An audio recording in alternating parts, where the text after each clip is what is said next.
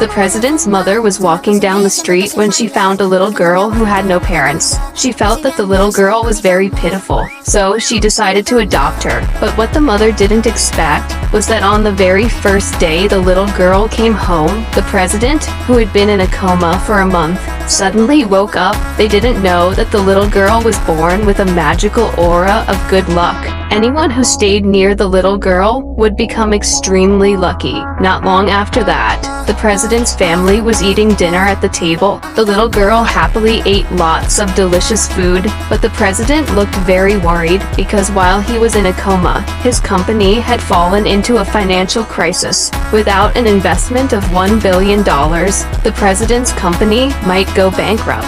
Just then, the little girl handed the president a phone number. It turned out that the little girl had once saved an old man, and that old man had said that if she ever needed help, she could call him. Although the president was very skeptical, he decided to give it a try. To his surprise, the number belonged to the richest man in the country, Mr. Smith's private line. The moment the call went through, the little girl immediately greeted Mr. Smith and then asked him to help the president. Mr. Smith treated the little girl with great respect, and he decisively agreed to invest $1 billion for the president. The president felt that the little girl was his goddess of luck, so he decided to take her to an auction the next day to personally announce to everyone that the little girl was his beloved daughter. The next day, the president took the little girl to the auction. Many wealthy people and nobles attended the event. The president happened to run into two people he hated the most. The first was William, the president of a rival company. As soon as they met, William mocked him, saying his company was about to go bankrupt. The president remained calm and composed because he didn't like talking to foolish people. The second person he disliked was Mary, who stood before him. Mary had been pursuing the president for a long time, but the president didn't like her at all. So Mary came up with a strange idea. She believed that if she could defeat the president, he would fall in love with her. But the president only thought Mary was out of her mind. He continued walking around the auction with the little girl. The president explained the auction to the little girl in detail. It turned out to be a land auction. Although the company's financial crisis had been temporarily solved, if he wanted future growth, he would have to purchase land to promote expansion, but the president only had $100 million left, so he had to choose carefully which land to buy.